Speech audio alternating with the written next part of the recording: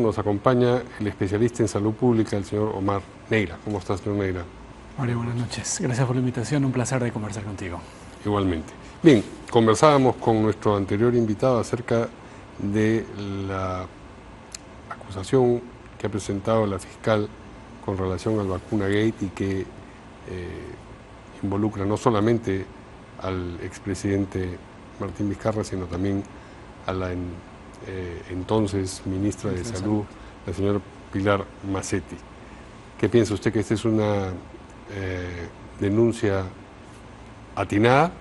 Yo creo que sí. Es el inicio a las diversas investigaciones que debe tener el país con respecto al manejo sanitario o el manejo político al problema sanitario que tuvimos durante pandemia.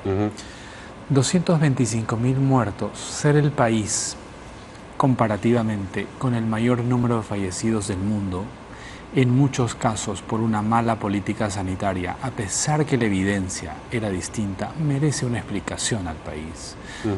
Lloramos muchísimos muertos, Mario, y lo primero que podríamos esperar de la justicia es que se investigue, y algunas decisiones que se tomaron, como se han evidenciado, estuvieron contra toda evidencia con intereses diversos, pero no los sanitarios. Por ejemplo, las pruebas rápidas. Las pruebas rápidas, ese es el caso más palmario, digamos. La falta de oxígeno, Mario. Que mueran personas el segundo año de pandemia porque la UNI no hizo las plantas de oxígeno por las que se pagó, por las que durante el 2020 no compramos plantas de oxígeno y se morían personas porque en los hospitales se acababa oxígeno, es otro caso, Mario. La llegada de las vacunas tardíamente. Si Martín Vizcarra hubiera pagado por las vacunas Pfizer en septiembre del 20, como figuraba en el contrato, que no pagó, por eso no llegaron en diciembre, podíamos haber salvado miles de vidas de ancianos en la segunda ola, que fue febrero, marzo del 21. Claro. Eso pasó con Chile. A Chile le llegan a tiempo las vacunas y se atenúa. A ver, es indudable que había una pandemia, sí, que hubo fallecidos, pero podías atenuar. Esos son los casos sonados, ¿no?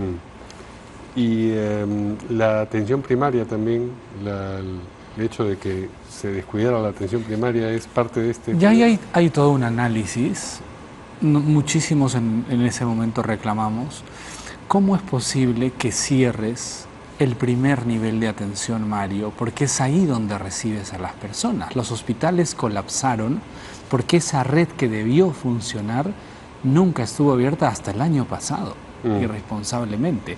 Se dijo en ese momento que se cerró el primer nivel porque no teníamos los recursos humanos, las EPPs y todo, pero ellos estuvieron de sobreaviso 2 meses antes de la pandemia, enero y febrero del 20, les avisamos que se venía algo complejo y había que tener tiempo para prepararnos.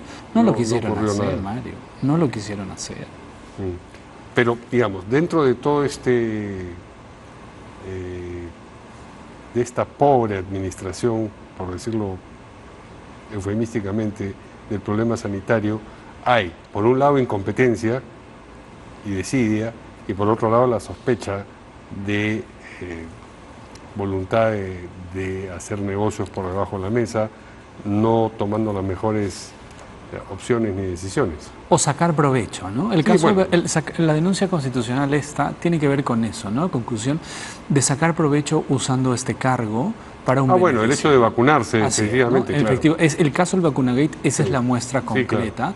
Pero en términos en toda la política, digamos, sanitaria que se tuvo en los gobiernos de Vizcarra y Sagasti, no olvides que Sagasti fue en la segunda parte, hubo también ahí un poco de desidia, ¿no? ¿También en Sagasti? Sí, creo que sí. A pesar de que consiguió las vacunas y todo. No, es que no es exactamente así, exacto. Mario. A ver, por favor. La segunda ola es la que tiene más fallecidos y es entre febrero del 21 y junio del 21. Ya era el presidente era Sagasti, sí, desde noviembre. Sagasti tuvo el manejo de la segunda ola. Las vacunas, si bien es cierto, llegan en noviembre, las vacunas tardíamente llegaron en el segundo semestre del 21. Llegaron, sí, pero si tú haces un análisis de oportunidad, hubieran sido útiles que llegaran antes de la segunda ola, diciembre, enero, febrero. ¿Y podía hacer algo desde el momento en que asumió el poder Sagasti para que eso fuera así? Probablemente sí, si revisaba el contrato de Pfizer en el que firmaba Pilar Massetti, y la ministra de Sagasti también fue Massetti. Y esa es la responsabilidad de Sagasti. Se demoró en... La responsabilidad de Sagasti es esa, ¿no? Mantener a Pilar Massetti. Y entonces esa responsabilidad de no tener vacunas a tiempo tiene que ver con la gestión de Massetti, que fue ministra de Sagasti. Esa es la responsabilidad política. Cuando se lo enrostró o se le enrostró esto a Sagasti en una primera conferencia de prensa después de un Consejo de Ministros, él dijo que no se podía estar mirando para atrás, porque le decían cómo la señora Massetti no puso una voz de alarma para decir que Vizcarra no había redondeado la compra de las vacunas que decía, ¿no? Entonces dice, bueno, pero no podemos estar todo el rato mirando para atrás, que es algo que se hizo a propósito de la policía, por ejemplo. Pero en fin, ese fue el argumento, y después saltó la noticia de que la señora se había vacunado a pesar de lo que declaraba, y entonces ya no le quedó más que pues licenciarla, ¿no? Pero es que ahí ves la poca visión en términos de salud y el manejo que quería dar una pandemia. O sea, él asume la presidencia del país en plena crisis sanitaria y hace el pico más grande de muertos en su periodo. ¿Podía haber hecho? Claro que sí, si hubiera también usado la evidencia científica para la toma de decisiones, y eso no sucedió tampoco en la segunda ola.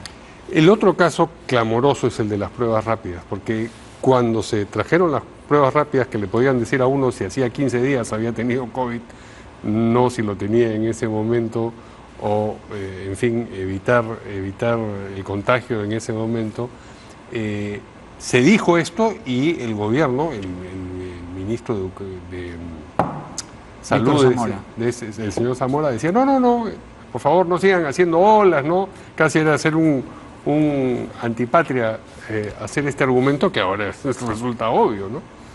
Se nos criticó fuertemente porque, como tú dices, estábamos contra toda la política, pero no había ninguna evidencia científica para implementar esas pruebas. Ellos lo sabían, tenían el conocimiento y decidieron hacer exactamente lo contrario. Eso es una responsabilidad política. O sea, los fallecidos que se dieron en primera ola tiene que ver con estas pruebas. El ejemplo gráfico, Mario, es este congresista que muere en la selva. El congresista va cuando empieza a sentirse mal a un hospital, le hacen la prueba rápida y sale negativo. La política sanitaria de ese momento de Zamora y Vizcarra era, si tú dabas prueba negativa, no ingresabas al hospital.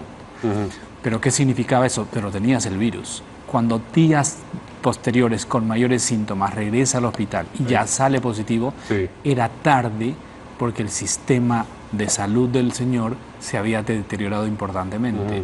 Si él hubiera recibido una atención efectiva, oportuna, en el momento que le hacen la prueba rápida, tal vez estaría con nosotros. Claro, y ese es solamente un caso, digamos, eso paradigmático, ¿no? Te grafica. Pero, porque si fuese un caso, pero eso se puede dio haberse... en miles. No, se dio en miles, Mario. Se dio en miles. Eso es lo que sucedió. Pero, digamos, este es un caso en el que uno dice, bueno, eso era solamente incompetencia y desidia, que ya bastante malo sería, o pudo haber existido algún interés en comprar esas pruebas y no las otras, que eran las que correspondían. Lo que dice Procuraduría es que hubo un interés en comprar las pruebas rápidas y no las moleculares, ¿no? Hay una denuncia hecha por él en su momento, por el procurador, donde grafica claramente que hubo un interés particular porque se compraran pruebas rápidas, ¿no? Eso es un hecho, ¿no? Eso dice la Procuraduría. Ya cuando llega el gobierno de Castillo, ¿este problema está solucionado o tuvo aciertos o desaciertos? Sobre todo el primer ministro de Salud, los que vinieron después fueron ya... Yo creo que ya Castillo encuentra un descenso de la fase crítica de la pandemia por una razón.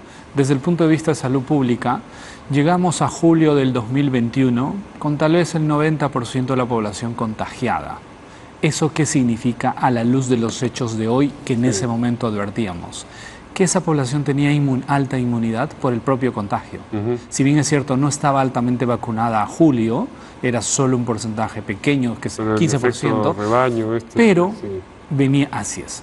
Probablemente ya veníamos con un efecto rebaño por el contagio previo.